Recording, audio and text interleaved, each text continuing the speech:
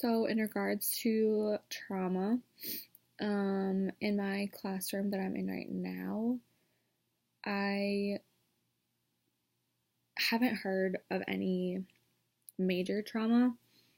I feel weird ranking the trauma, but there is one student whose parents are divorced, and I think that divorce can be traumatic to some children and then not to others. I think it depends how the parents handle it.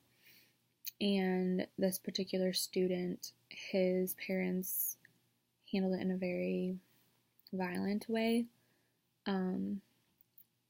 So yeah, I think that affects him a lot. He makes a lot of comments about how his parents don't live together, how his parents fight, how his parents hate each other. And I think he defines himself as someone who has parents that are divorced and that don't live together, and he thinks he's different from everyone else. It also affects him in other ways, obviously, that I can't see.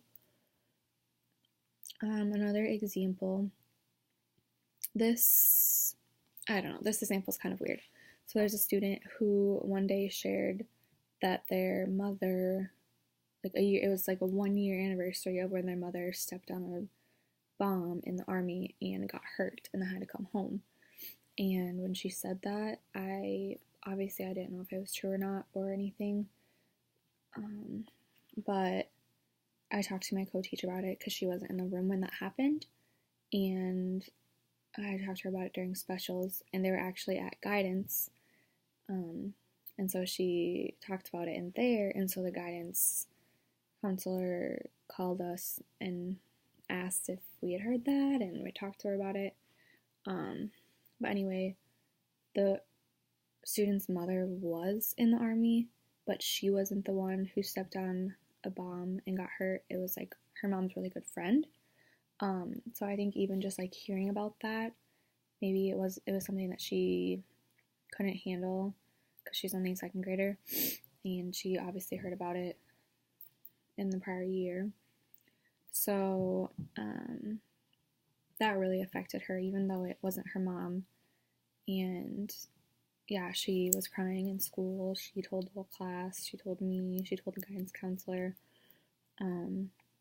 Yeah, so that one was odd. And then the other student that I can think of when it comes to trauma, he is from a different country, but he was just born there and then moved to America right away. So he didn't experience a lot there. But right now and in the past, he lives in an apartment that is really small with another family. And so there's like mom, dad, the student, and then he has 3 siblings. And the other family is like mom, dad, and then a couple siblings. So there's almost 10 people in one small apartment. And they've gotten in trouble for that before, and it's happening again. And I don't know if that is trauma necessarily, but it affects him, and it could be financial trauma if that is a thing. Yeah, so he doesn't sleep a lot. Didn't have a winter coat, so we had to find him a winter coat. And yeah, he can't pay attention in class, obviously, when he hasn't slept a lot. So those are the 3 main experiences I can think of in my classroom when it comes to trauma. There are other students who have divorced parents, but it seems to be a pretty healthy divorce, if that is a thing. I have not received specific training from the district when it comes to trauma, but at an in-service I went to